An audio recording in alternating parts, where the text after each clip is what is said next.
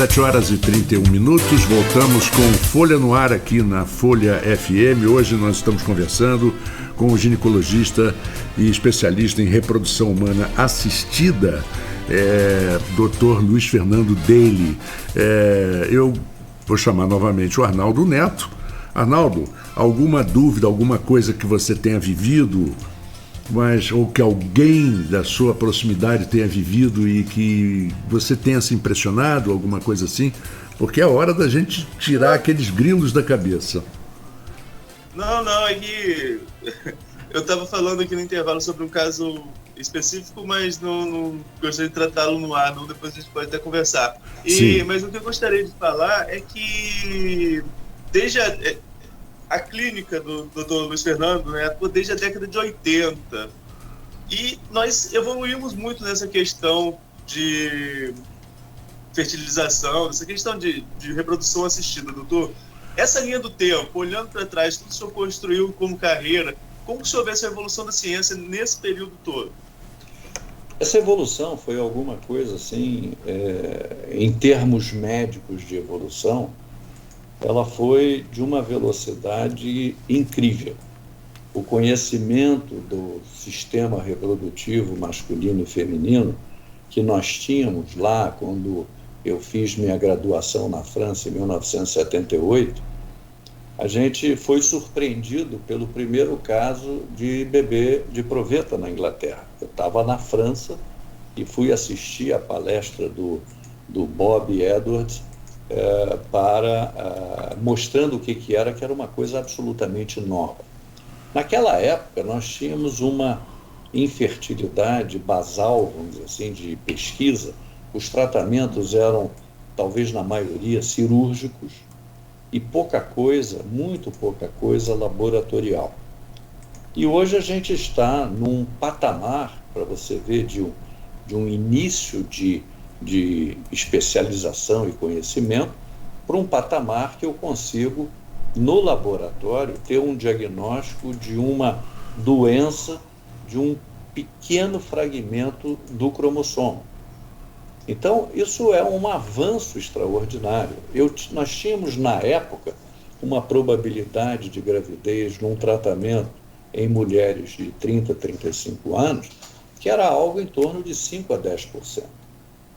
E nós crescemos hoje, vamos dizer assim, o nosso patamar hoje, com toda a tecnologia, a gente já atinge 60% de gravidez em tratamento.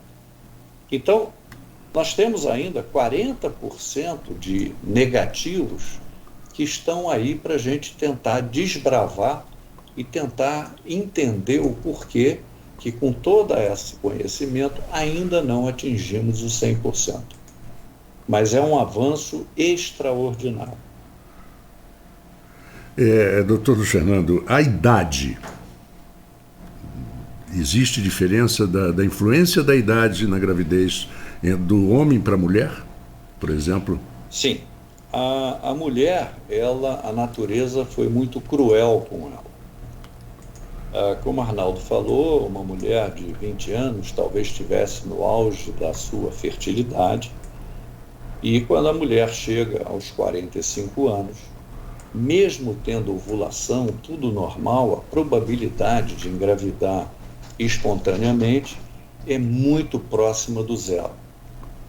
Então, ao longo dos anos, essa fertilidade vai diminuindo, não por um problema anatômico, a trompa não envelhece, nada disso. Mas nós temos o óvulo que está no ovário dela desde que ela era feto na barriga da mãe, e esse óvulo vai trabalhar, vamos dizer assim, tantos anos depois. Por que a idade influencia na qualidade genética do óvulo, a gente não sabe. O que a gente tem é o resultado de observações que, à medida que a idade avança na mulher, a chance de ter um óvulo normal, um bebê normal ou uma gravidez que chegue ao fim vai diminuindo com a idade. Como eu falei, hoje aos 45 anos você vai ter, talvez, como você falou no início, um determinado milagre, porque a chance é extremamente baixa. Mas o homem, não. O homem, eu tenho uma gravidez aqui com um indivíduo que tinha 95 anos, casado com uma moça jovem, que todo mundo pode pensar, moça jovem. Não, eles eram casados há 10 anos, um casamento estabelecido tal, e vieram me procurar tentando um filho. E tinha um esperma praticamente normal. E conseguiu uma gravidez. Então o homem não tem isso. A gente até hoje não conseguiu atribuir à idade do homem algum tipo de deficiência ou algum tipo de doença que pudesse ser transmitido pela idade. Existem alguns conceitos de que o autismo poderia estar mais frequente em pais acima de 50 anos, mas não há uma prova cabal na literatura que faça essa correlação.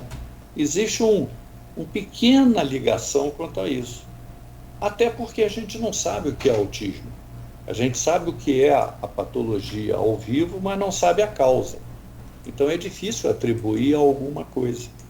Então existe uma diferença homem e mulher. Lembrar... a crueldade mesmo com a mulher. Mas, Arnaldo, você... Não, só para lembrar que vamos conversar sobre autismo no nosso próximo bloco, né, a próxima pauta do programa de hoje. Mas, doutor, essa questão de idade também, além dessa questão da idade da mulher, com a reprodução assistida, a gente vê muitas mulheres engravidando, esperando para engravidar mais tarde, às vezes congelando até mesmo o óvulo para isso, e gravidez passou a ser comum, uma coisa que não era comum, passou a ser comum depois dos 40. E essa é a realidade mesmo? Muito bem. Para você ter uma ideia, hoje nós estamos passando por uma situação nas clínicas. A idade média hoje de um casal que chega aqui é 39 anos. Lá atrás era 30 e poucos. E isso por quê? Porque os casais, as mulheres, estão participando da vida produtiva de uma maneira muito maior do que 40 anos atrás. Então as mulheres hoje, os casais, começam a jogar a reprodução mais para frente, para se estabelecer no trabalho, se estabelecer nas suas carreiras, e aí começa o problema, porque chega aos 39 anos, pode ser que não tenha nenhum problema, só que a qualidade do óvulo é inevitável, ela vai diminuir. Então esse é o grande problema que a gente tem hoje numa clínica de reprodução, que seria a idade, principalmente, da mulher. Então, isso diminui os resultados. Agora, mulheres que acabam engravidando, são essas de 40 anos, que têm risco, etc., passam por um tratamento com o estudo genético do embrião, e você faz uma seleção do embrião de ótima qualidade, e ela consegue engravidar, o que talvez dificultasse no aleatório da vida dela. E o outro caso é que a mulher, ela não tem um problema para engravidar pela idade em si, o organismo dela, o útero, só o óvulo é que é o problema.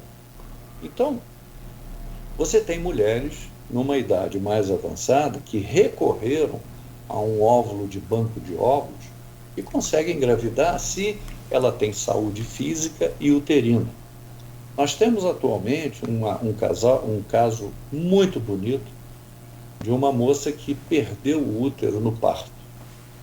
E essa moça, ela queria muito ter um segundo filho, e a mãe dela, de 60 anos, está gestando a gravidez dela, correndo muito bem, sem problema nenhum, uma gestação absolutamente saudável.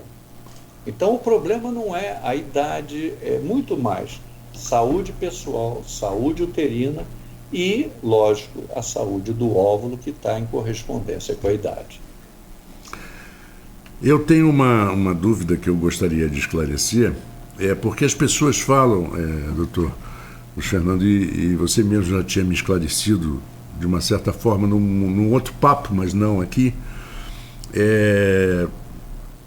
que as pessoas estão falando, não posso fazer isso porque eu não tenho como pagar, é muito caro. E você me diz, mas pode, dependendo da situação, pode custar barato o preço de uma consulta ou de um remédio. Não significa que todo o tratamento, todos sejam iguais. Exato.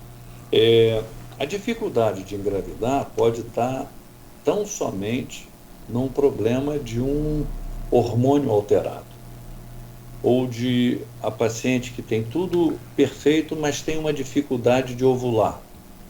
Então você tem os tratamentos com medicamentos, que é um tratamento barato, a paciente retorna ao patamar natural e consegue a sua gravidez. O segundo tipo de tratamento é quando a paciente tem, ou o casal tem um problema anatômico e vai se submeter a uma cirurgia para corrigir uma aderência, uma obstrução na passagem do espermatozoide, etc. E terceiro, você tem os tratamentos que entram nessa gama da sofisticação, que é a reprodução assistida ou o tratamento em laboratório. E aí o que acontece? Por que encarece? Encarece porque, primeiro, a medicação que você vai trabalhar não é barata. Inclusive, hoje, dia 1º de abril, subiu 10% todas as medicações. E não é mentira, hein? E não é mentira, subiu hoje. 10% é muita coisa, mas o comerciante tem que sobreviver. Segundo, você tem a tecnologia que é empregada para esses tratamentos propriamente ditos. Então, se você olhar um tratamento, vamos dizer, dentro de uma sofisticação maior, que eu consideraria, que seria uma fertilização in vitro com um estudo genético em que você vai procurar uma doença específica para aquele filho não ter a doença familiar, é um tratamento que vai chegar talvez aos 30, 35 mil reais. E aí vai dizer assim, não, mas a medicina é muito cara, o médico é muito caro. O médico, nesse valor, para você ter ideia, o custo médico da equipe médica não chega a 10% desse valor. Então está se pagando tecnologia, está se pagando uma instrumentação, material. Nós temos muito pouca coisa fabricada no Brasil, a maioria é importada, o dólar subiu e o preço aumentou. Então, infelizmente, é uma medicina que tem um lado sofisticado que não tem jeito, é caro. E infelizmente, mas temos que olhar a realidade, o sistema público não consegue arcar com isso. Imagina o sistema público ter um tratamento de 30 mil reais e não ter dinheiro para dar um vermífugo para uma criança que tem parasita. Então, o sistema de saúde tem que olhar o que é mais, vamos dizer assim, importante para a grande massa da população. Lógico que a infertilidade é considerada hoje pela Organização Mundial de Saúde no rol das doenças, mas é ainda um fator que não afeta a saúde física, não é um câncer, não é uma verminose, afeta a saúde emocional, claro, o indivíduo não ter a capacidade de se reproduzir. Então, políticas públicas, são raros os países que o governo banca integralmente a reprodução. E banca por quê? Porque são países que a população está velha e eles precisam de crianças que vão crescer e vão pagar a saúde dos mais velhos. Então, são políticas públicas. Arnaldo. Doutor, agora o caso de mulheres que fizeram algum procedimento para não engravidar e depois se arrependem.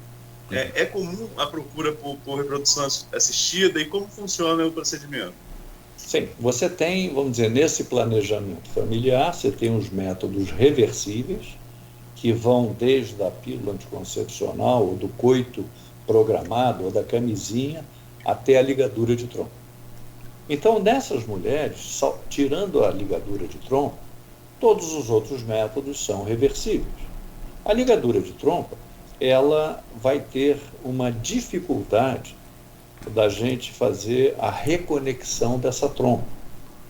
Por quê? Porque também requer uma cirurgia especializada por microcirurgia. O resultado poderíamos dizer que está na casa do razoável para baixo, e tem também uma possibilidade maior de que naquele local de cicatrização possa haver uma gestação tubária. Então, hoje, a grande maioria das mulheres, eu não me lembro quando eu fiz uma cirurgia desse tipo, se encaminha para a fertilização in vitro. Significa que eu tenho uma trompa obstruída ou não tenho a trompa, eu preciso do óvulo que eu vou tirar diretamente do ovário, eu vou fecundar no laboratório e colocar diretamente no útero sem precisar da trompa. Então, hoje, nós temos inúmeros casais, habitualmente casais novos, em que a mulher ligou a trompa no primeiro casamento, entra num segundo casamento, o marido não tem filhos, ou tem e querem um em comum, e aí acabam na reprodução assistida. É isso. Tem sido muito comum, tenho ouvido muito isso. Mas vamos lá, Arnaldo.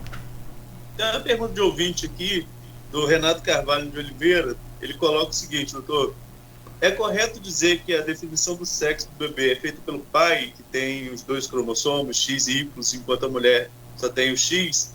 Porque conheço muitas histórias de maridos com 3, 4 filhos do mesmo sexo, culpando a esposa por nunca ter dado um bebê do sexo oposto. Isso aí ele está correto. Quer dizer, entre aspas, não vamos chamar de culpa, mas quem garante o sexo é o homem. Então a mulher sempre vai dar o cromossomo X, ela só tem XX. E o homem pode dar um espermatozoide X ou um espermatozoide Y. E aí, então, sim, nós vamos ter o menino ou a menina. Agora, existem casos curiosos que eu vivencio em várias situações, que são casais que têm exclusivamente 2, 3 filhos no mesmo sexo. E aí é uma coisa que nós não conseguimos explicar, porque você imaginar que o indivíduo tem 50 milhões de espermatozoides, teoricamente, meio a meio, o fato da coincidência do mesmo sexo, a gente considera ainda uma coincidência, e não um fator que tenha sido detectado ou estudado no indivíduo que teve o privilégio de ter aquele ou aquele sexo. Então, como o senhor está dizendo, ainda não se chegou ao ponto de escolher o sexo na reprodução assistida? Não, eu vou dizer a você que é possível, mas não é permitido pelo Conselho Federal de Medicina. Entendi. Então ele é permitido por quê?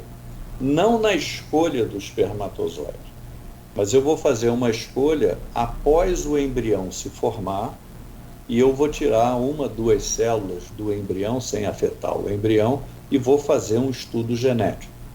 Nesse estudo genético, eu tenho a definição de todos os 23 pares de cromossomos. Então, nessa situação, eu recebia no passado que o embrião era normal geneticamente, do sexo tal. Hoje em dia, não é mais permitido pelo Conselho Federal de Medicina. Ah, tá. São controvérsias que existem desde o início, né? Da fertilização. Desde o início havia pessoas e sociedades, né, que condenavam e tal. E tinha também, aí podemos até colocar um parêntese de folclore aqui, existiam milhões de técnicas caseiras de ter homem ou mulher. Tinha a técnica de se abster da relação e ter só no dia da ovulação, porque o espermatozoide masculino é mais rápido do que o feminino, balela. Depois tinha a questão de alcalinizar a vagina com bicarbonato ou acidificar a vagina para tentar que o espermatozoide feminino era mais forte que o masculino. Então, quando você acidificava, matava os masculinos e o feminino entrava. Então, existe até hoje uma série de folclores, e isso baseado em quê? O indivíduo fez, por acaso deu aquele sexo, ele vai contar para todo mundo. Quem fez e não deu, não vai contar para ninguém. Então, o folclore se propaga. É muito curioso. É verdade. Vamos aqui, doação de óvulos. Como existe no Brasil uma estrutura, por exemplo, de doação de óvulos e espermatozoides? Isso é uma curiosidade também. Nós recorremos, depois do advento da AIDS, nós somos obrigados hoje a fazer uma série de procedimentos para selecionar um possível doador. Então, exames genéticos, etc. Para uma clínica de reprodução, manter um banco desse tipo de selecionar é antieconômico. Então, o que acontece é que surgiram, então, os bancos de óvulos, primariamente o banco de esperma, que é mais antigo. O esperma é congelado daquele indivíduo que passou por todo esse crivo e está disponível. Mais recentemente, nós tivemos os bancos de óvulo da mesma maneira, o crivo de avaliação e o óvulo congelado. Então, no Brasil, nós temos, vamos dizer assim, um número muito pequeno de oferta. Hoje a gente tem que, na parte do sêmen, a grande maioria vem de bancos americanos representados aqui, e que você tem todas as características do doador, todas as avaliações disponíveis para o paciente, no próprio site do banco, escolher pelas características físicas, pela história familiar, pela história pessoal. Esse banco oferece até o hobby que o indivíduo gosta de fazer, gosta de pescar, gosta disso, gosta daquilo.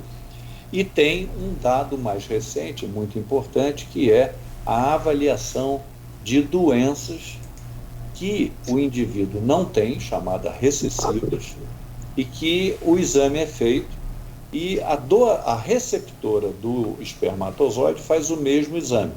Se eles tiverem doenças confluentes, aumenta o risco da criança nascer com aquela doença, então tem que procurar um novo doador.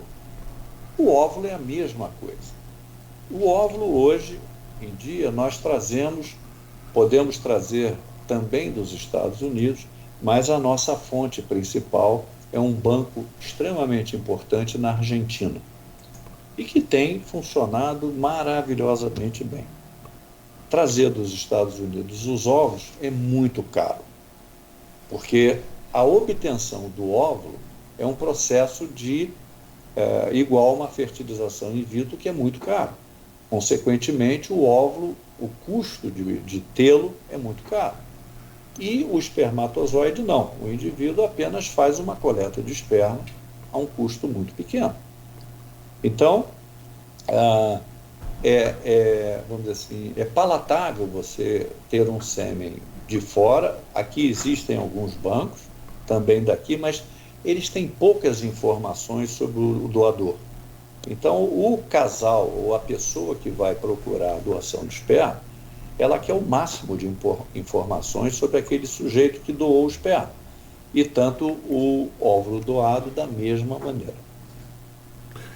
Arnaldo, alguma pergunta? Eu tenho uma, talvez o doutor se estenda um pouco. É só então uma dúvida aqui em relação à opinião do doutor sobre a questão da barriga de aluguel no Brasil. No Brasil não é permitido barriga de aluguel, a não ser que seja parente de até segundo grau. O senhor concorda com essa determinação ou acha que poderia se abrir, como acontece em outros países, por exemplo? Muito bem. Não é verdadeira essa informação. Hoje nós temos o útero de substituição, que nós chamamos, que pode ser feito entre parentes até quarto grau. Então, isso está bem estabelecido, eu não preciso de nenhuma burocracia para isso. Apenas a minha declaração de que o filho de A nasceu na barriga de B, entre parentes, o cartório faz o registro daquela criança. Quando o casal não tem um parente que possa fazer essa benemerência para esse casal, nós temos o útero de substituição não aparentado. Então, a pessoa pode trazer um amigo, uma conhecida, alguém que se dispõe a isso, e existe um protocolo de avaliação que passa pela parte física da mulher, pela parte infecciosa, pela parte psicológica. Eu tenho que ter um laudo de um psicólogo, um psiquiatra, dizendo que aquela mulher ou aquele casal que vai portar o bebê tem capacidade e compreensão sobre o fato. Tem que ter um contrato entre as partes de que ela está fazendo aquilo e que o casal vai prover os recursos para ter a melhor gravidez possível. E aí esses documentos todos são mandados para o CRM, onde eles julgam a causa do problema para aquela mulher não poder portar a gravidez, avalia todos essa documentação e dá o aval de que pode ser usado o útero de substituição não aparentado. Bom, e eu queria encerrar com uma pergunta que eu acho que realmente é polêmica. O que você acha, em termos de ética, de todos os aspectos, da polêmica concepção pós-mortem? Muito bem. Essa polêmica, eu tenho permitido, hoje pelo Conselho Federal de Medicina, desde que o indivíduo em vida, como se deixasse um testamento, ele diz: eu tenho um esperma guardado na clínica, ou eu tenho um óvulo guardado na clínica, ou eu tenho um embrião guardado na clínica. Para a utilização desse material, eu tenho que ter a vontade expressa da pessoa. Então, é como se ele deixasse um testamento biológico dizendo: permito que tal pessoa venha utilizar o meu óvulo, meu espermatozoide ou o meu embrião. Então, hoje, é aceito e permitido. Se você me perguntar o que eu acho, é muito difícil na cabeça do indivíduo. Vamos separar Luiz Fernando Teile do Dr. Luiz Fernando Teile. Então, o Luiz Fernando ainda tem, assim, lá no seu interior, uma ideia de que você está proporcionando a vinda de um órfão, com todos os problemas da orfandade. Por outro lado, eu tenho como médico respeitar o meu paciente. Eu não posso colocar a minha opinião numa coisa que o ser humano está me solicitando, que é eticamente aceito e que ele sabe de todas as consequências, porque está vindo num ambiente que vai ter uma informação ao extremo. Eu, particularmente, coloco essa situação de reflexão, mas coloco apenas como, vamos dizer assim, uma situação de vida, ou de conhecimento. Vamos dizer, eu tenho 70 anos, estou aqui em plena forma trabalhando, e eu tenho que acompanhar a evolução das pessoas. Então, a polêmica é uma polêmica de fulano é frontalmente contra, outro não. Eu tenho algumas reticências pessoais, mas profissionalmente eu respeito o desejo do meu paciente. E a polêmica realmente ela vai existir quando o sujeito não deixou o testamento. E aí vai caber ao juiz definir se é possível ou não. Por quê? Porque envolve direitos de herança. Isso é muito importante, porque imagina uma mulher que já tem um filho vivo, que tem direito àquela herança, e futuramente vai ter um filho que vai chegar sem a pessoa, vamos dizer assim, detentora dessa herança, e vai dividir o patrimônio com alguém que vem depois. Pode ser uma aberração que eu estou falando, mas é prático isso, gente. O indivíduo pode questionar, dizer: não, peraí, o direito de herança no Brasil, até onde eu entendo, não sendo advogado, é de quem já está aqui. Como é que funciona quem não está aqui e vai vir reivindicar a herança 2, 3, 5 anos depois?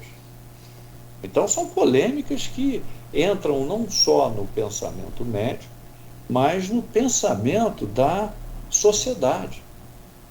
Mas, como eu disse, eu respeito o meu paciente. Doutor, 8 horas, eu sei da sua dificuldade, sexta-feira é sempre um dia complicado. Eu quero convidar os ouvintes, porque isso vai dar muito tititi, muito o que falar aqui na Folha FM, que às 18h20, me parece que nas quintas-feiras nós vamos ter sempre uma dica sobre isso, e principalmente as histórias dos mitos e verdades que as pessoas às vezes acreditam e precisam realmente de uma opinião, de uma orientação para relaxar, para poder enfrentar um pouco as coisas da vida. Muito obrigado pela sua participação, foi excelente. Eu tenho certeza que muita gente já se esclareceu em parte, mas vamos deixar também, a gente não pode contar o final do filme, né? Não pode ter o spoiler.